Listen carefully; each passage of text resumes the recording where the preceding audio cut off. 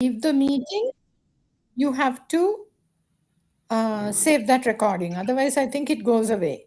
It When happened you the other day. I think was it yesterday or I mean, whenever we Okay, did, I think got it, it got was it, got Deva it. who left, and that was not saved. Okay, fine, fine, got it. Okay, Okay, let's when you thank you. start let's when you start Yeah, recording, let's get back to the topic. let's go back to let's save time. Okay, now service A, service B. What I was talking about is scaling becomes problematic because this service A has to take into account the request response rate of interaction with service B. So traditionally, then the concept of message queue was introduced. Okay. The the message queue format was basically that you will have uh, mm, uh, mm, a a queue between the two, and then in this queue basically you will send the um, you will send the how do I make this straight. You will send your messages, and this was a FIFO queue. Okay, when we talk about queues, it always has to be a FIFO. Okay, first in first out. Now, in this traditional format, what was happening was these queues, first of all, they had only one single subscriber, one single producer, or one single publisher of the message, and one single consumer or one single subscriber of the message. Okay, so the messages were not being saved inside this. The messages weren't durable. There was no retention policy that generally that was applied when one of the first message queues which I worked with was MSMQ. One of my colleagues, Patrick Helland, introduced that. And that time the problem with scaling with queues used to be that these queues are in memory structures. Once a message is dispatched to the queue, then the service B has to basically they could you could implement both ways. You could say push that whatever is in the queue to the service B, or you could implement a pull model also. Depending upon your scenario, you could implement either ways. But then there was no message durability. So if this the machine on which this queue was hosted, okay, if this is lost, okay, that machine is for some reason malfunctioning, okay, then all the messages that service A had sent would be lost. Okay, and there'll be the only way was to basically there was it was very difficult to troubleshoot at what point it stopped. Okay, and service A had to regenerate those messages so that service B would could reprocess. There was no, in traditional message queues there was no durability of messages. Okay, that is very important point always to remember. But today many of the message queue products, even if they are functioning as a pure message queue, they will actually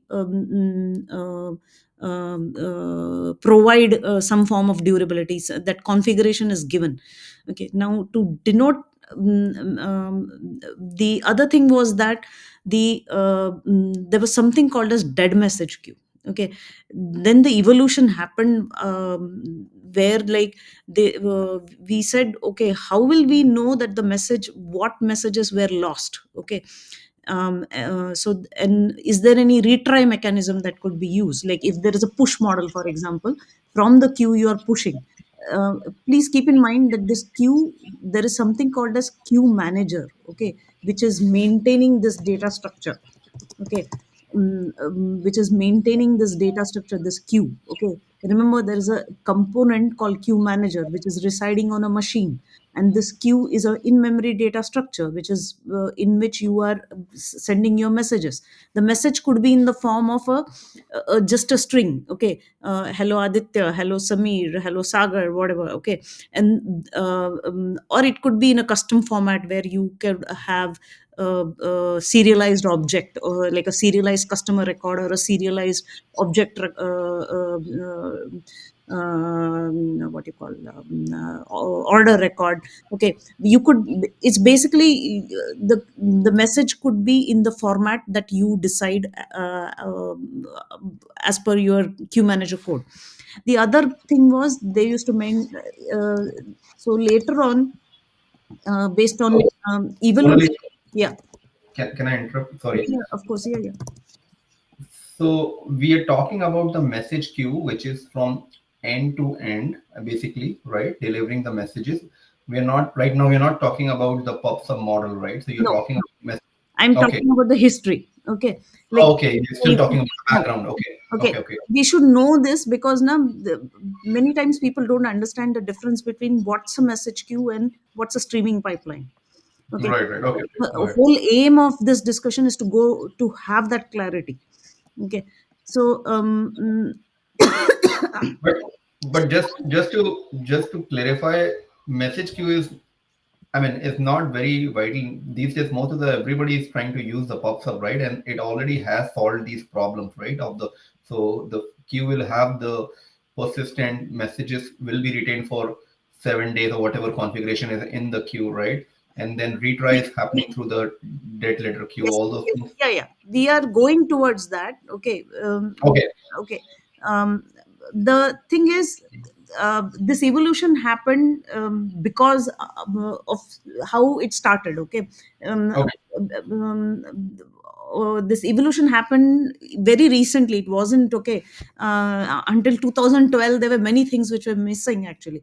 Okay, in dead letter queue, the queue code, Microsoft, sorry, the queue manager code basically then started attempting retries, where it will try to, in a push model, it will try 3 times to, or 4 times, this used to be configurable, to send the message to the consumer or the subscriber. And if that, after trying of 3 times, okay, this is a wrong arrow, if that message did not get processed, received by the consumer, then this used to send it to a dead letter queue. Okay, that's how we used to know in the past that this, whatever went to the dead letter queue, means we knew that okay, this subscriber did not get it. Okay, I have debugged these kind of things with Microsoft Exchange and all. Okay, so these sort of problems used to occur. Okay, so then the evolution came into picture, where the thought was, okay, why not go into more advanced, okay, system, where we can the other address these kind of issues. The other problem was, in the old message queue architecture, there was only one consumer you could have. Okay, so if you wanted now to process different kinds of messages, like here, say you are in this order queue, you are processing this queue, you are processing only order messages. Okay, then the there had to be another queue created for, say, payment messages. Okay, so and you will have, it could be possible that it's the same producer which has to produce those payment messages, and then the subscriber will be different here. Okay, so it was very soon realized that this model, okay, needs to scale further. So then came the PubSub model. Okay, this was the original, okay, old old MQ. Okay, so basically, to summarize, message MQ is an asynchronous communication mechanism between two endpoints. Those endpoints can be services, can be applications, could be non-micro service, could be a monolithic application, could be, okay. So basically, MQ is a asynchronous communication mechanism. Okay, it's great for on-demand asynchronous or batched asynchronous workloads. One of the use cases that I have seen recently, which I've used in a very recent past, is service A used to send all the request, anything that it wants to be processed asynchronously, something like calculating, say, recommendations. Okay, based on new records added. So it will send that a new record added data via this queue to an asynchronous recommendation service, which will say this is service B, which is say processing that in a asynchronous manner and then dumping the results into some database. So any or the other thing you will see in many CRM applications or many enterprise data applications, you will see that batch processing of records. So you will be given an API where you will upload a lot of records together like a batch in in a single text file. In a single CSV file, you will have a bunch of records which you will upload in one shot. 10,000 records, or even for that matter, you could upload 10 million records, and then they would be processed in a batched manner, using this queue and asynchronous service mechanism. So these applications are still used today, Aditya. Okay, it's not that they're not used. The queue So mechanism is very much used today in many different applications. so what mo- what is more needed? Hmm. batch processing doesn't require the queue, right? Queue is mostly for the stream processing, right? No, Batch not processing. necessary. Not So necessary. I have understanding batch processing. Okay, you have dumped the data, you get it from some source, let's say database. You get all the data, and then at some server, let's say Flink or some which is having Hadoop cluster, where you just get all those data and you do the map reduce I'll give you to an the example. I'll like give an example. Okay, forget all Hadoop and map reducer everything. Simple. Okay, you have collected some 10,000 student records or 10,000 data points of weather collection. Okay, and you want to upload it and give it to a service which has to process that data and generate some model and or give you does some processing and gives you some results. Okay, this say, and you are calling an API which is provided by the service A. You're just uploading all the records. But the service A has other functionalities also. So what it can do, take all your uploaded text files and just create records and put this into a queue, and service B then processes it in separately, and then provide makes that result available in some database, or returns or calls service A with the results. Okay, and then service A gives a status endpoint to the initially when a client is uploading those 10,000 records or 10 million records, service A gives a status endpoint saying the client, you can keep checking the status here. And when service B says, hey, I am ready with the data, and calls service A, then service A redirects that client to a to the endpoint which service B has given, saying that these are the results now. Okay, this is very much used, okay, in the industry. Amazon SQS, Amazon single queries. Okay, I think I forget the full form. um what is Amazon? Simple message service. Okay, Amazon simple message service is a message queue. It is not a streaming pipeline. Okay, and it is very much used today by many banking applications, by many auction platforms, ERP platforms. Okay, very much used in a traditional queue format. Traditional queue has its purpose even today. Okay, it's not necessary to think that, oh, Kafka has replaced the whole thing. No, no, not necessary. You can build a simple and Kafka can be used as a message queue by itself. Okay, so a streaming pipeline has its own uses, and a message queue has its own uses. Knowing when to use a message queue, as I said, for batch processing, for in an asynchronous manner where the results can be made available in a later state, a queue can still be very good. Streaming pipelines will describe the scenarios where streaming pipelines can be used. So now, before I okay, so this is the traditional model. Then came the pub sub model. Okay, uh, for the batch processing, you're going to send whole data in one shot to the message queue. yes, you can that each of, say, you allot 10,000 records. That 10,000 records, the service in this,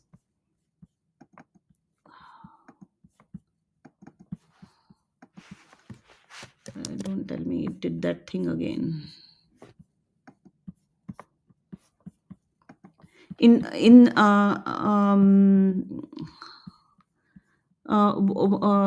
what were you saying? No, I was saying for the batch processing, Hmm. uh, if you have 10,000 records being uploaded from the client, you just send all the 10,000 records in one shot to the queue and they will be processed by service B.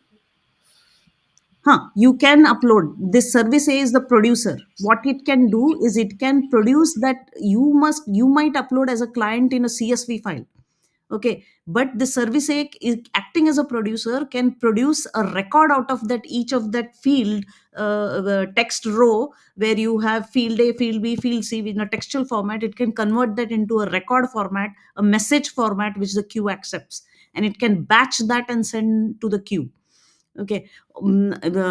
This is very much used. Just go to Microsoft Dynamics CRM and Salesforce CRM.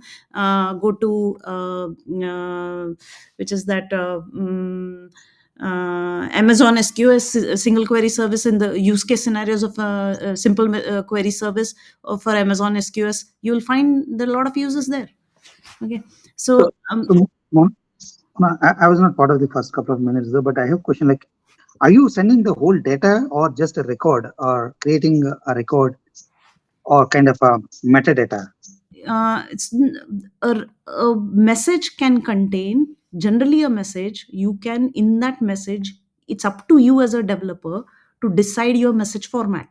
Okay, some Amazon simple message service allows a single message size to be 256 kb. Okay, so you can convert a single record into a format that fits into 256 kb. Okay, so that can be done. An order ID, just if you want to send just order IDs, for example. Okay, suppose the service A is sending order IDs to service B, which is payment service.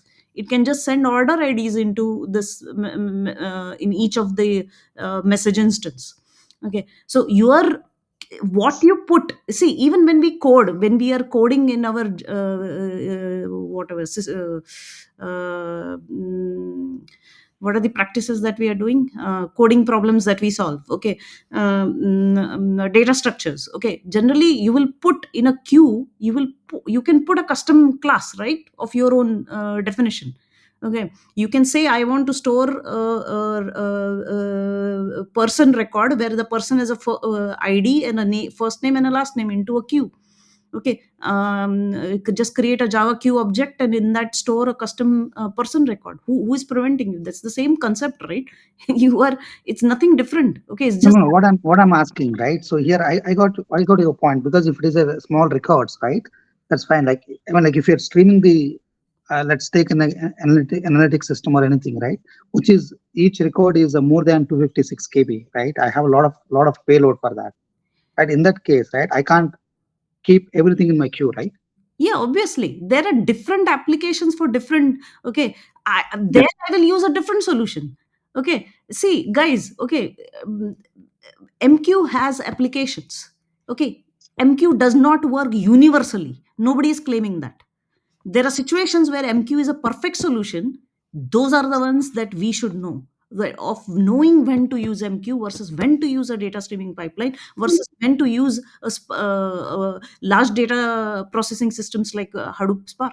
We should know Yeah. scenarios separately. Okay, and don't disqualify one, oh, just because Kafka is the trend now. That is stupidity. Okay, Even that, I think Kafka is also the message, each message 1 MB or something, right? That has a limitation too, right? yes, yes, Kafka also. yeah. And Kafka also started as a message queue itself initially. It became a Yeah. streaming pipeline later. If you see the evolution of Kafka code also.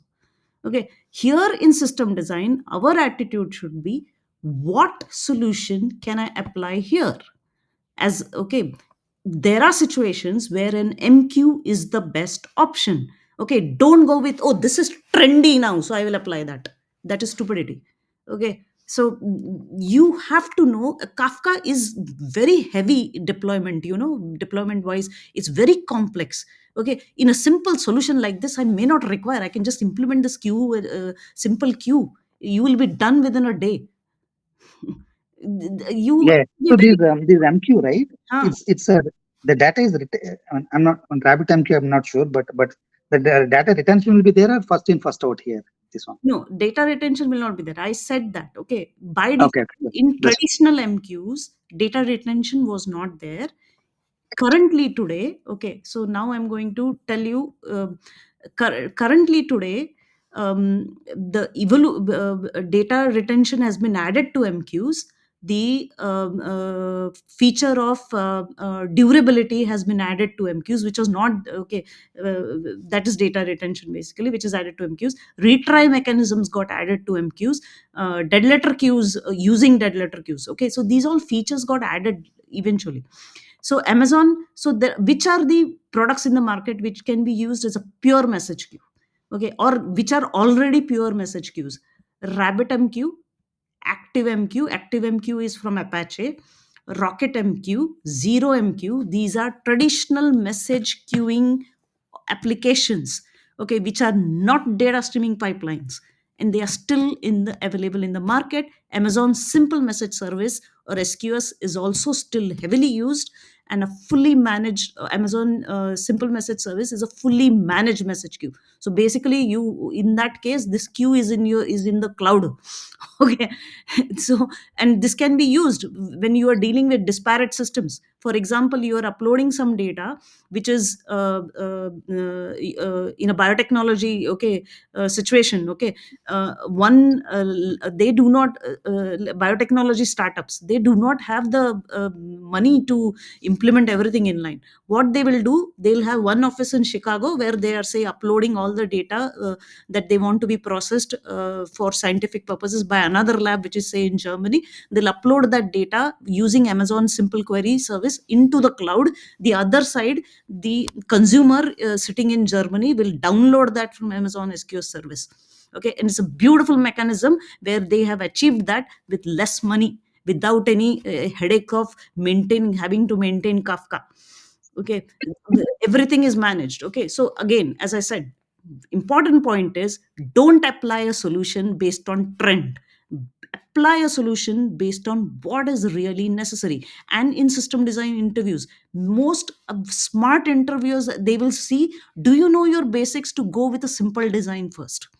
Okay, if you directly jump to complex solutions now, which require a lot of developer effort, lot of resources both in time and money and people, three factors, okay, that's a wrong answer then. Okay, they are saying, oh, why can't you use a simple queue service here, when it is just two services talking to each other and there's only one producer and one consumer? Why do you need such a complex deployment? Okay, that is where they'll catch you. Okay, so that is where we should know when to use a traditional MQ versus a streaming pipeline. Okay, so okay, now so one quick question, right? So the message queue is a one-to-one mapping, right? Whereas the PubSub is one-to-many mapping or many-to-many mapping, right? we'll go there. Okay, you are right. We'll go there. Okay, so Okay. Amazon Simple Message Queue service is a fully managed message queue, which is available in the so let me type it here. Okay, so RabbitMQ,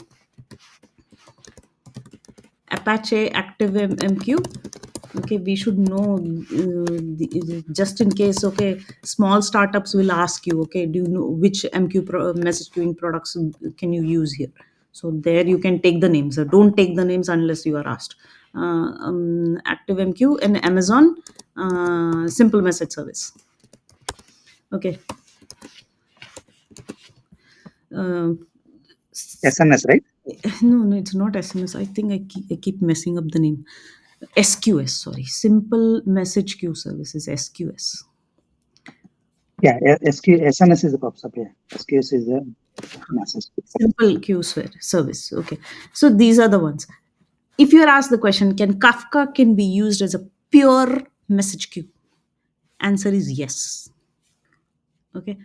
if you already have Kafka in your system, and but you are working on a project which just required one publisher and one consumer, you do not need to write your own queue manager and do this. Just use your existing Kafka, use create one topic, and you'll have to do some configurations for that topic so that it functions purely as a message queue. We'll cover that in the next topic, this thing. Okay. Yeah, so sorry for interruption. I have one question. Is like, so where do we use Kafka and where do we use message queue?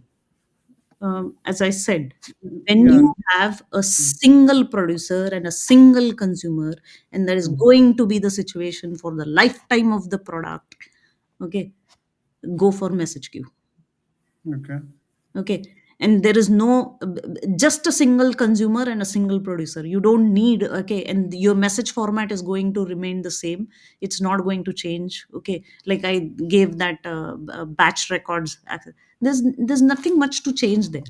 Okay, it's just basically just achieving your batch size correctly, so and you're making sure your consumer can work with that batch size so that you get maximum throughput rate. There's nothing much to change there.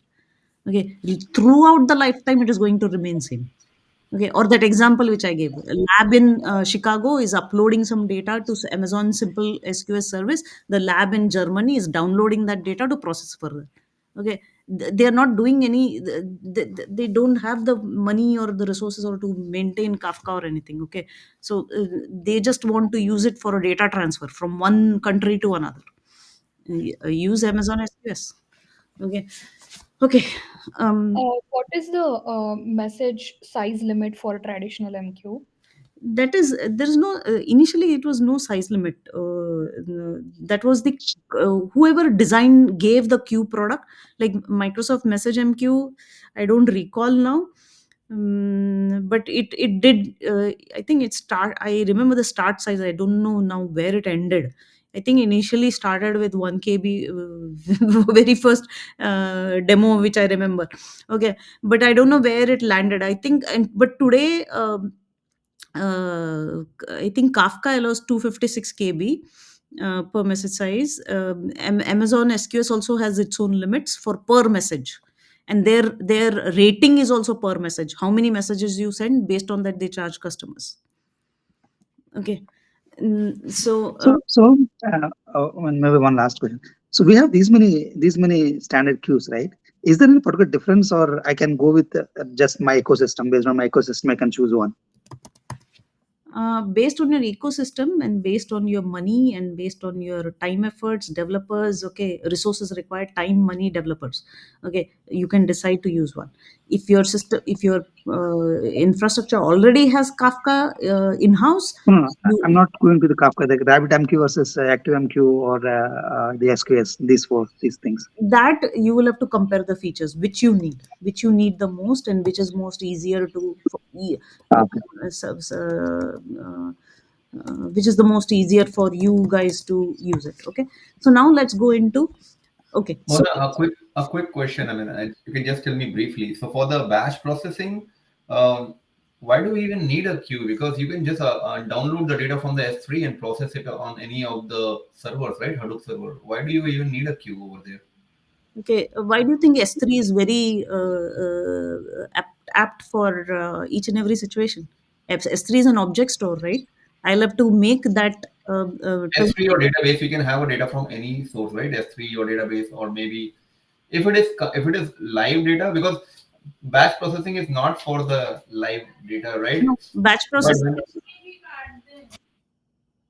Go ahead, Aditya. What happened?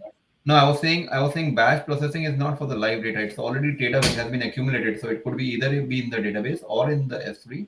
Because when you're bringing the point of publisher, right? So that means it's That's okay. That's an assumption which is incorrect. Okay, that batch process is only for data which is already in the system. Not true, man.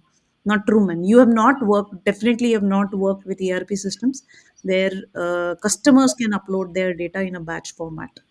Okay, and then there are batch APIs provided by ERP systems which allow where in that their example they'll have this that batched API which will be provided by service A, which will be public, Using that batched API, they will allow the customers to upload, say, 200 records at a time or 1,000 records at a time in a single batch, and allow them to upload multiple such batches.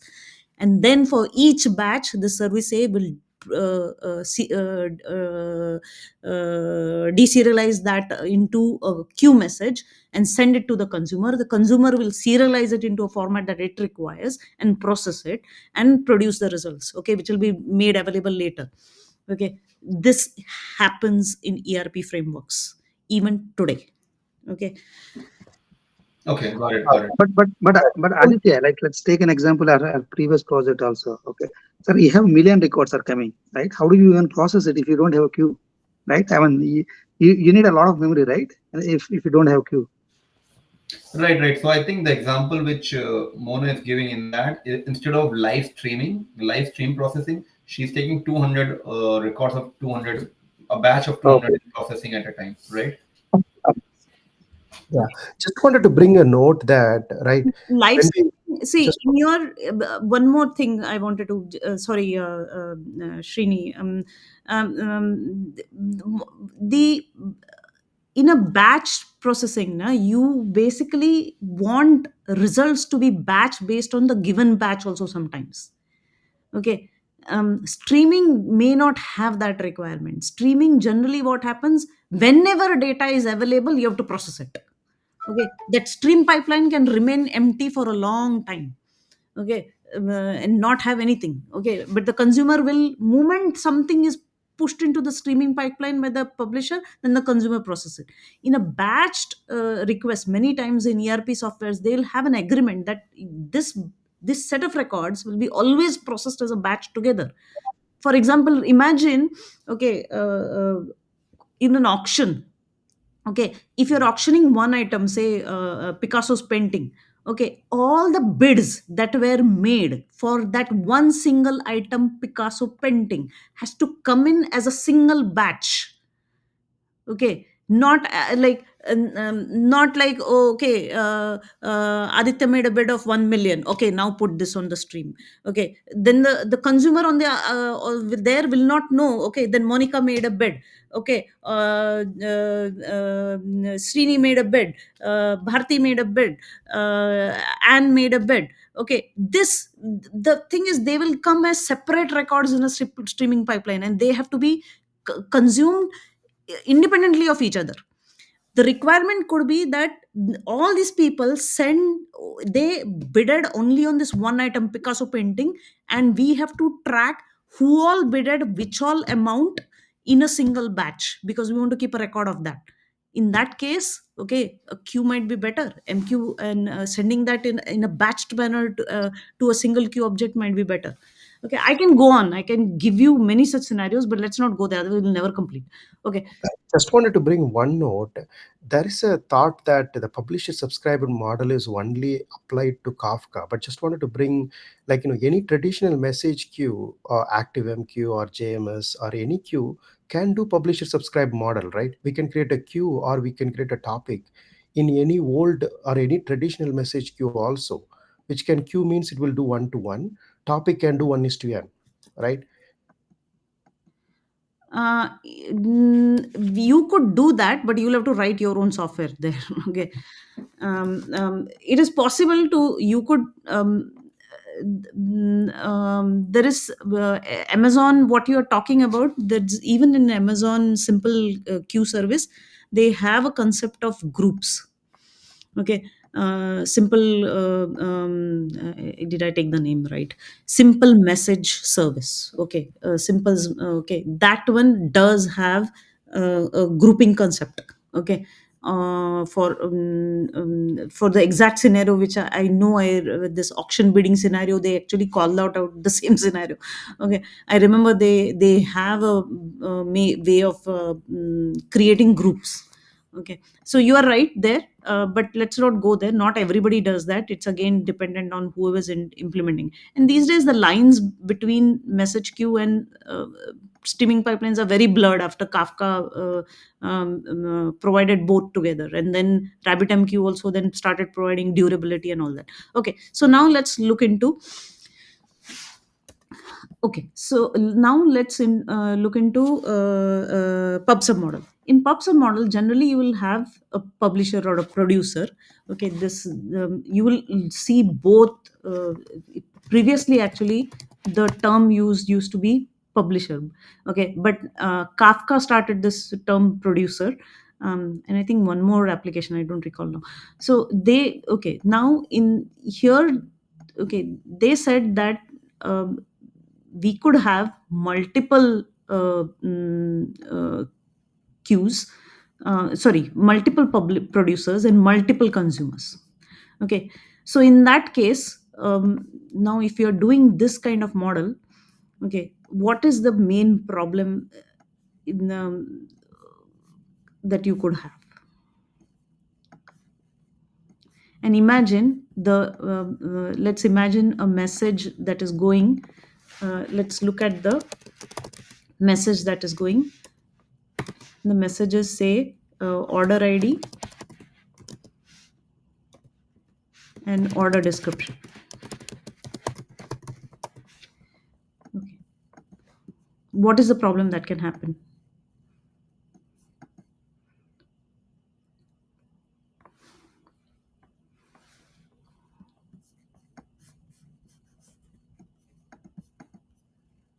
So what is the question, Mona, here? If the message is a message order ID and the order description, So we are sending it. yeah, the how PubSub model started was, we initially in old MQ there used to be at one-to-one mapping used to be there, as you said. Okay, service was pushing messages to message queue, service B subscribing messages. Okay, from that queue. Okay, now they said we want to have multiple consumers. Okay, Okay. PubSub model started like this, and they said message. What do you think the problem that can occur here? So both can read the same message, or one after one read, right? If the message will not be there, if other guy is trying to read it, it will not be there. So we have to make that provisioning. Right? Slowly, please. You spoke too fast. Okay, sorry. What I'm saying is the same message, right, can be read by both, right? Or if one read the message and if the other guy is trying to read it, if it is not there, it's a failure, right? So Correct. we'll have to handle it. That's all. Yeah. See, initially it started this way because they were like, okay, what if one consumer gets stops functioning? Okay, then we want this other consumer also should have received the message. So at least one of them, redundancy was achieved this way. Okay, of receiving the message on the receiving side, redundancy was achieved this way, that at least one of them should get it. Okay, but then of course this had its own problems where this the same message is being delivered to multiple consumers. These both of them could process that order ID, and then this can cause other problems which you already explained very well. Okay, so then there the multiple other options were used. So we will discuss that what is a traditional PubSub model and what, okay, this is now the before in a publisher subscriber model. Main thing to understand is there is a publisher or a producer. It can send messages to queue. There can be multiple consumers. Okay, that is the main thing. And before now going into that, we have to now call out. We have been asked to design a distributed message queue.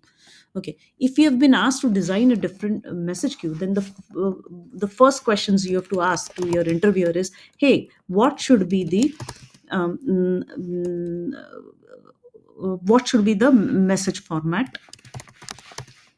what should be the message size, retention of messages,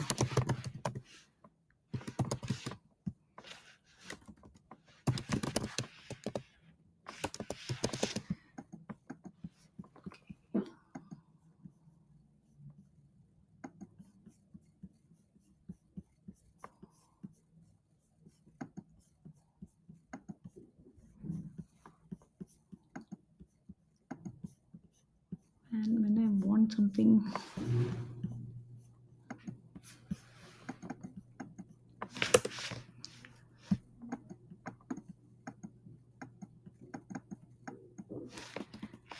No, okay.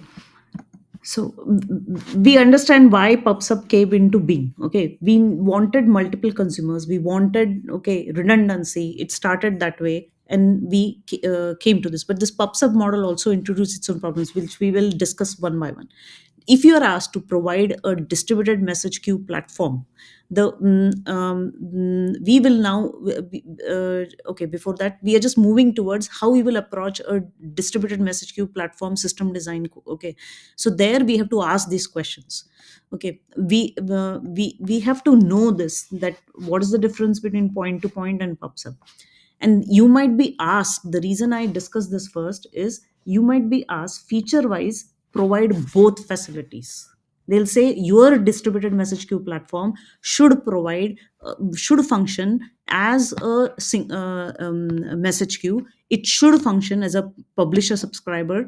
It should function as a data pipeline, as a streaming pipeline. Okay, moment if all these three, if you are, and this is what Kafka provides, and this is what Confluent is the company which provides managed Kafka cloud. Okay, in the okay so you can, as a company within your microservices platform, you could internally, or even monolithic platform, you could deploy Kafka internally, but you will have to manage yourself. Okay, Confluent is the solution for having your a Kafka cluster in the cloud. Okay, so if you are asked to design that product, okay, similar solution of distributed message queue online, okay, then what are the questions that we have to ask? We have to first ask whether we should provide a P2P model, which is this old this is also known as P2P model, peer to peer or point to point. Whether we should provide a publisher subscriber model, which we'll discuss more in detail, and whether we should also provide streaming capabilities. Okay, these all three models are generally provided by managed distributed MQ platforms that are available in the market today. Okay, Confluent being the major one for Kafka. They even have certifications for those. Okay, now retention of message. So we'll ask how long we should retain the messages. Can the messages be destroyed? So this comes to the durability. So also, can you cover the message order too? Yes, good point, I'm going there. Okay, then availability,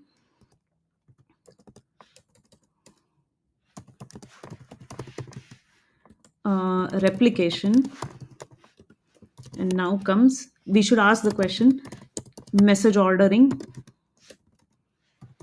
for consumption. So should this matters in peer to peer, for example. Okay, in that batch example which I gave. Okay, it's important that sometimes the ordering will matter, the batch size will matter, the ordering within the batch size. Okay, if two people place the same bid, okay, whose message was arrived first, who placed it first, okay, will matter.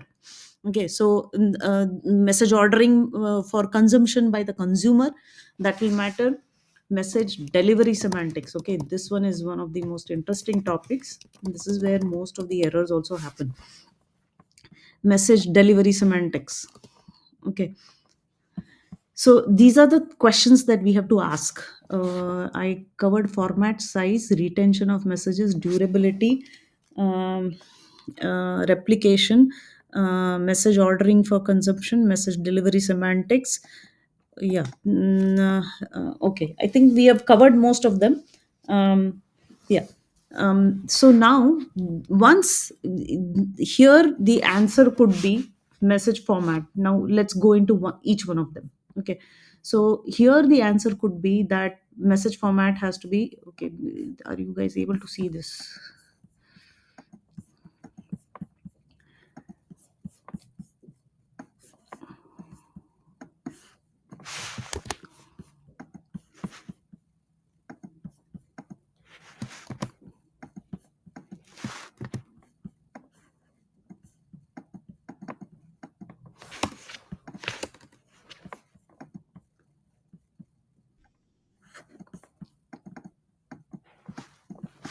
The message format generally, okay, adopt for key value pair. Okay, and you can say that the key value pair, the key can be represented as a byte array. This can be represented as a byte array. Actually, both can be byte array. Okay, then they will ask you, if it is a byte array, would it require serialization, deserialization? Answer is yes. Okay, does anybody know what Avro is used for? Some binary data, right? Apache Avro. Oh, no. Okay, Apache Avro is a JSON with a schema. Okay, it is used generally. Confluent supports this format. Okay, Apache Avro for their messages. Okay, actually in the queue, in the Kafka pipeline, it is a key value pair, which is and each, both the key and a value is a byte array. But on the producer side and the consumer side, you won't be able to make sense if it's a byte array. So you can on the consumer side, you can serialize it to a to an Apache Avro format, and on the producer side, you can deserialize from an Apache Avro format to a byte array. Okay, you can write your own custom data structure also, both on the producer side and on the consumer side, to represent your key and to represent in your value in the format that makes sense for your company. Okay, in my past, like I used to represent a log record. I had a custom data type for log record, and I used to deserialize it on the producer side and serialize it to that log record on the consumer side. Okay, message size. Now here, this is where, if you are an online platform like Confluent or Amazon SQS, okay, RabbitMQ, then the message size, you are going to rate your customers based on how many messages they send. And not just that, you might provide skews based on, we will allow you 256 kb per message, or we'll allow you 512, okay, MB per message. So message size and the rate of messages that they send, based on both of which your rating will happen. So this is very important, and this is also very important if you are going to giving retention of messages, because you have to do your capacity planning accordingly. So generally, start with 256 kb, because that is very commonly used size. Okay, most of these online platform. Retention of messages, generally what happens is, I think I don't. I think Confluent. I think I don't know. I think this is configurable. I don't recall any defaults now.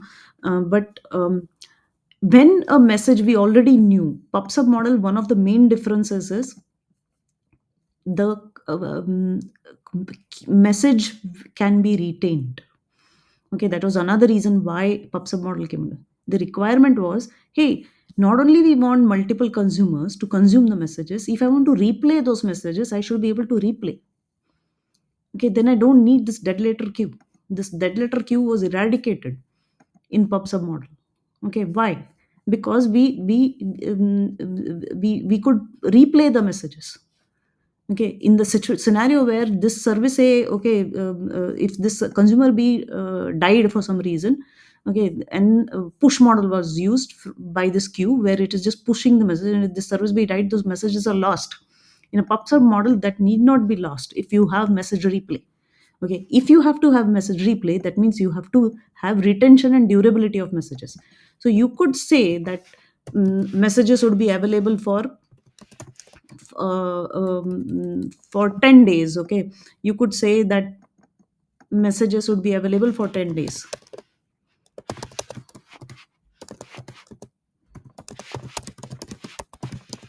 For 10 days after initial commit. Okay, this that what is that initial commit phase also we'll discuss more. Okay, hey guys, is this readable? Okay, durability. Okay, so basically this is directly tried. Okay, your messages are durable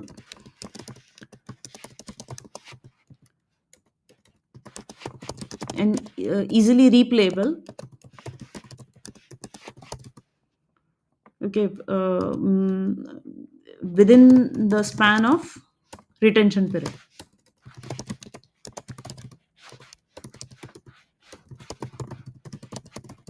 period, and not lost.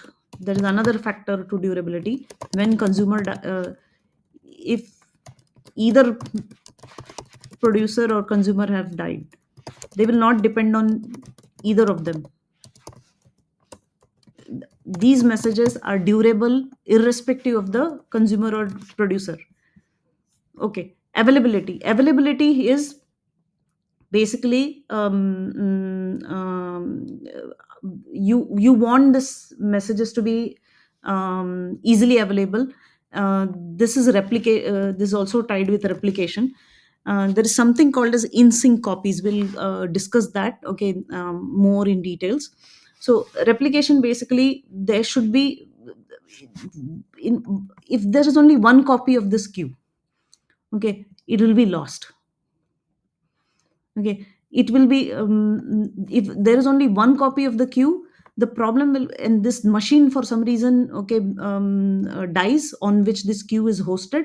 Okay, you don't have any fault tolerance then, and that message would be lost. And loss of messages is not acceptable in a PubSub model. Okay, so that's where the availability and replication comes into picture. We'll discuss this more in detail. This is a very long topic. DMQ, I really hope I never actually asked, at least in entirety. I'm never being asked in production in an interview, because this takes a lot of points to discuss. Generally, they'll ask you some like they might ask you only about message delivery semantics or ordering. It can happen because these days now I've seen even OpenAI says very clearly that they are going with chunked interviewing format. Message ordering for consumption, the order in which, okay, order for publishing and consumption has to be same.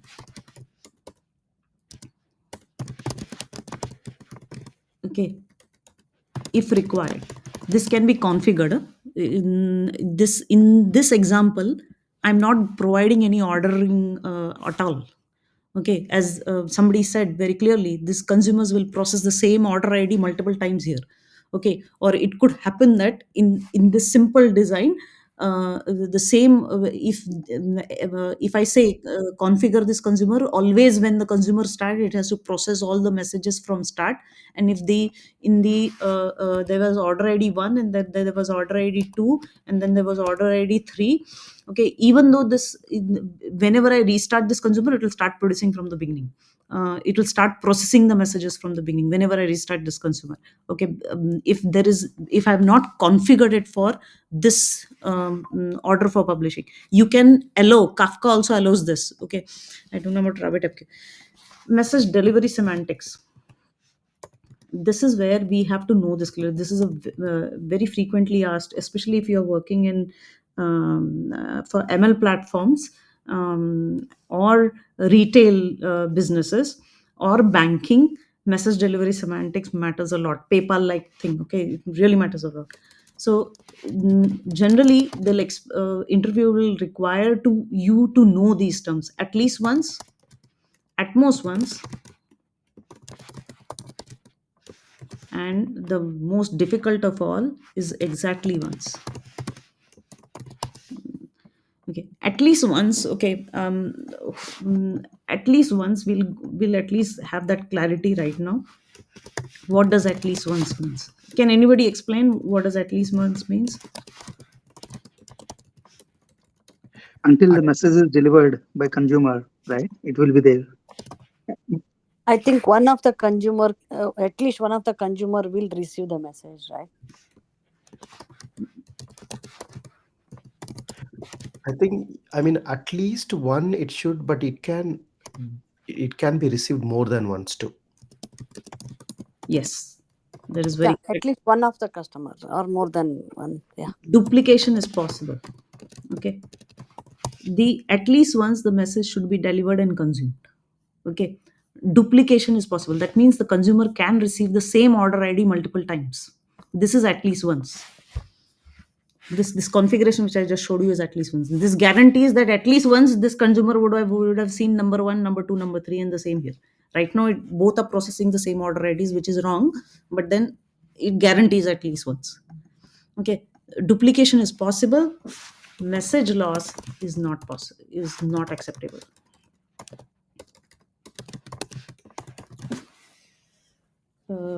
Wait. Let me. Are we delivering same message to the all consumers? No, right? In here we are. Okay, we'll go there. Why? Okay, when I introduce the concept, another concept of how to prevent this from happening, you will know. Okay, let's go sequentially, guys. Let's not jump, because if your fundamentals are not correct, now you're going to answer it wrong moment the interviewer starts grilling you. Okay, so we should know what action to choose and when not to choose something, and for that the fundamentals have to be right. Okay, here this design, everything that can be wrong is wrong. Okay, but this is still an acceptable case. In many cases, when I'm having a weather data, it might be acceptable, I don't care. Okay, because I might introduce idempotency mechanism here in the consumer, where I don't mind even if I get 1 2 3 it says okay, one is processed already, do nothing. Okay, it's there in my database. Two is processed already, do nothing, just ignore. I can write that idempotency logic here. Okay, so this is completely okay in some scenarios. Okay, So Mona, so here, right? Is it from the consumers? It is possible to read any message, right? Not in the order, right? In a queue, right? He can go and read any offset, or it has to be on sequential order.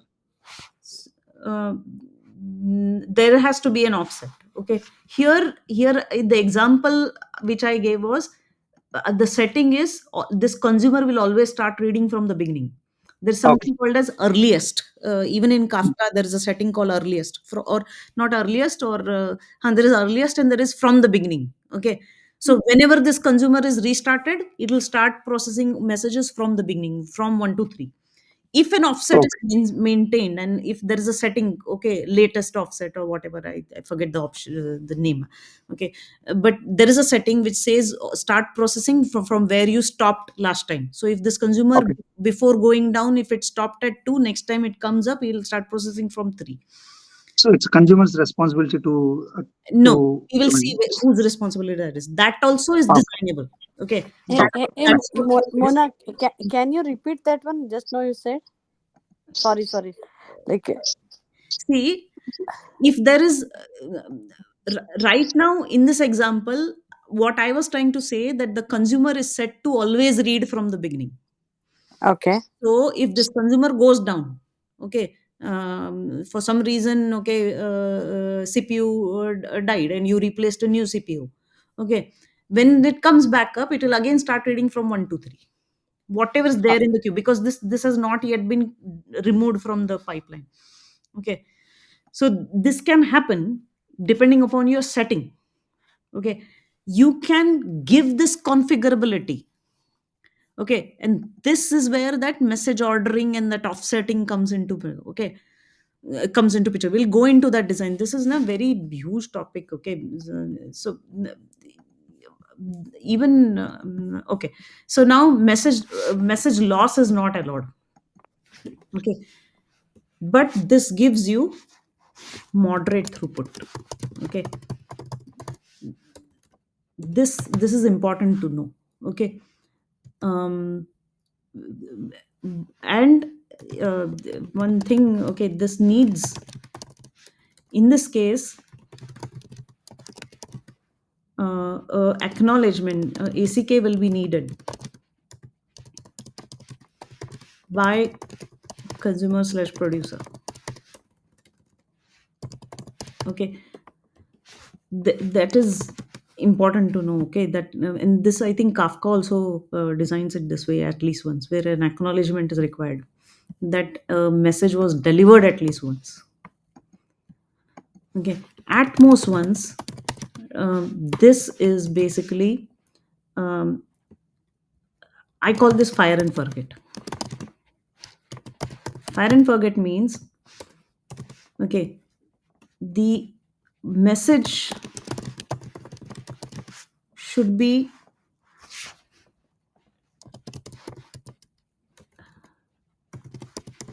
delivered maximum once, max once. Duplication is okay.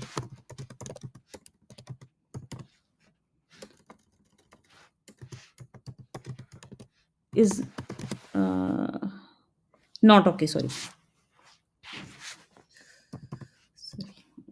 Because at least once we'll allow, here at most once, because we want delivered max once, sorry. So duplication is not okay. Message loss is possible. So this is fire and forget. That's why it's called fire and forget, because I tried to, producer will say I sent it once, at most once I did it. Whether consumer received it or I don't know. Consumer So will, there will not be acknowledgement here, right? In this case. no acknowledgement. There's no acknowledgement. Okay. Okay. And then this gives you the maximum throughput. Okay. This gives the highest throughput. Okay.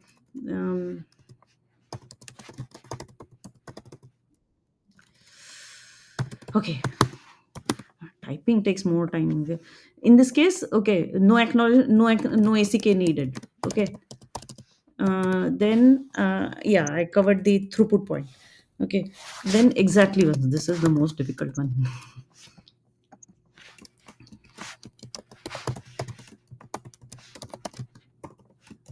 Generally in this nine, exactly once, you will, whenever you require a transaction, okay, like PayPal like systems where the producer sends a message that a amount has been transferred from account A to account B. The broker has to receive the message. Broker has to send an acknowledgement to producer. I received this message.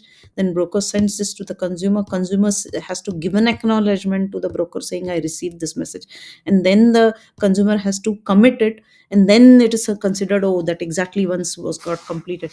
Generally, this can be, many times I have seen this is done using custom logic instead of relying on what Kafka provides or many others provide.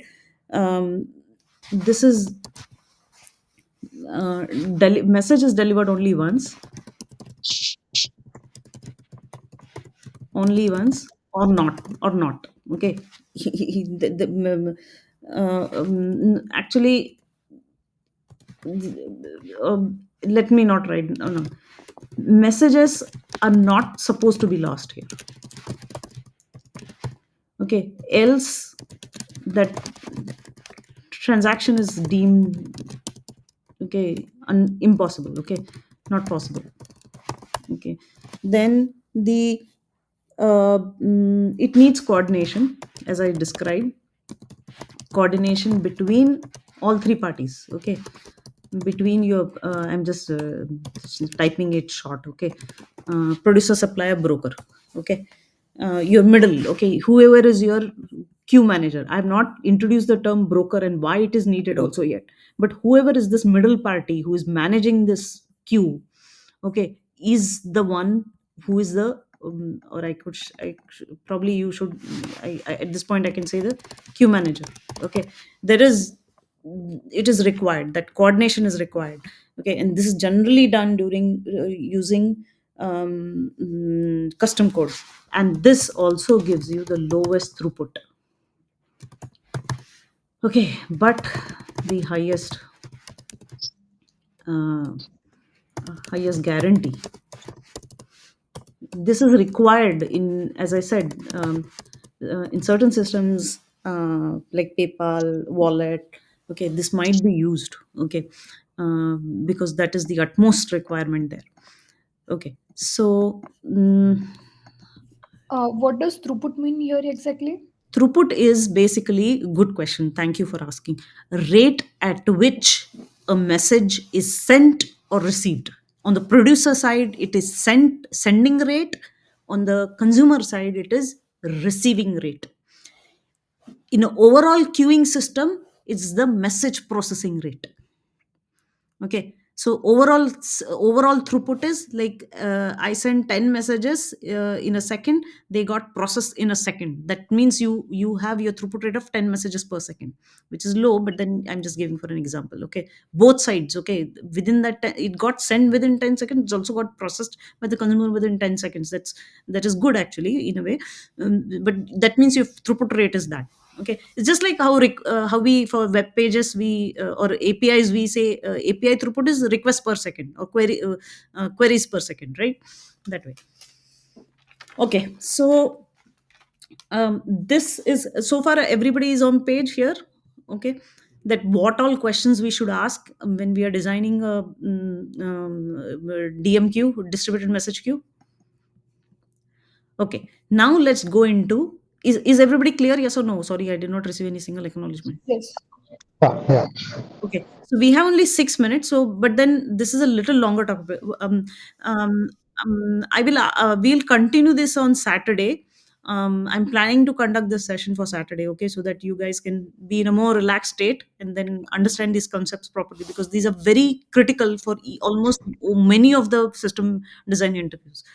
Okay. So what time you are planning Saturday? Saturday, what do you guys think? Is afternoon 2 to 4, 3 to 4? What time is comfortable? Let's do it afternoon probably. I don't want you to wake up early in the morning and look at this. Or if you want, I can do that also. 2 to 4 Yeah, is I fine. believe. 2 to 4. Yeah, 2 to Yeah. 4. Okay. Yeah, even 2 to afternoon. 4 is okay. Just don't eat very heavily. Heavy Indian lunch and then you're sleeping. Okay. Okay. So now let's go into the concept of how to implement all these requirements. Okay.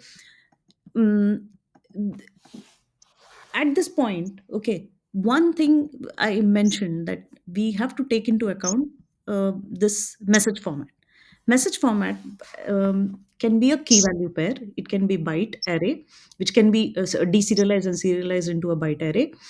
And we'll also, as a online platform, we'll have to give some generic formats, or we can use Apache Avro, okay, which is more industry standard also, and it is fine. Okay, you could mention that. You need not say Apache Avro, you could say JSON as a industry standard for a message value, which is fine. Okay, one of the things.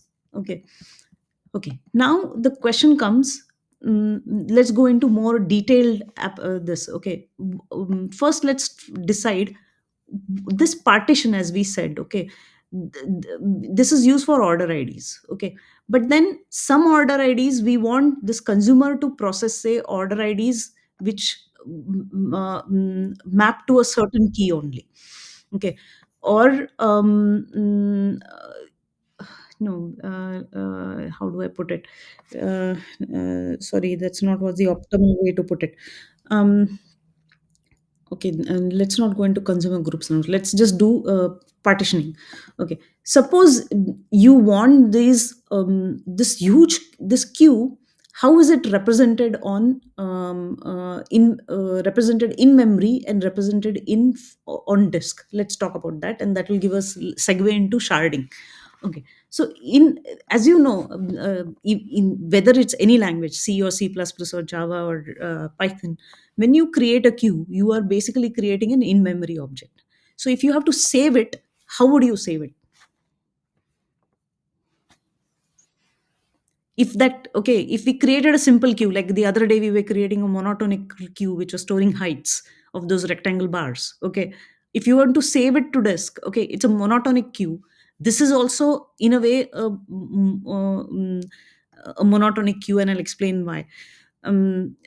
So what how do you save it on disk? If this queue has to be saved on disk, would you save it in a database? Would you save it in a flat file?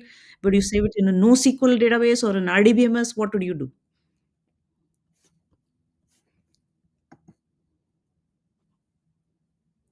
Yeah, data saving into database is a little bit more expensive. So because it's each message is it's like limited size, right? So I go with a flat file or any kind of a disk storage. I store any disk storage. Yeah. Any random access storage. Yeah. So saving this data, is representing whatever the bytes, the key value pairs into a database is possible. Okay, Redis is after all a key value pair in memory structure. Okay, it is possible. It's not that it's not possible. Okay, but then the problem with databases is, you will um, you will have to then think about how are you going to represent that in a row table format. How will you maintain offsets? How will you The offset has to be maintained in the database also, because not just in the queue. So you'll require some separate system which keeps track of offset in the queue, offset in the database. Okay, replication will become easy for sure, because database automatically comes with replication options. That way it will be easy. Okay, but then in databases you'll have to do a seek to figure out which is the last record. Okay, and that is not that will slow you down. Not just that. Okay, when you use rotational disks, or our traditional ssds and solid state drives. Okay, on a solid state drive, if you store data which is in a database format, and then that data does not get stored in a sequential manner on the disk, and it can actually take more time for that hard disk reader. When it is seeking data, it has to jump from one location to another. But if you if you give it a sequential file, a text file, just a simple text file which has just a bunch of records, okay, in the form of a flat file as he described. Okay, and if you record the disk performance, it will be tremendously fast. You can store 100 billion of records, okay, in a text file. The performance does not go down. Okay, what does that mean? It means that sequential access. And actually there is in GitHub now, I remember reading this once. There's somebody created statistics of performance statistics all developers should know, and they have given the numbers of how much time a sequential access takes place on a disk, or okay, on a normal disk, or on, I think that time ssds did not exist, solid state drives came later. But that it also gives times both on non ssds and ssds. You will see that it's tremendously faster for sequential data access. Okay, in terms of nanoseconds actually.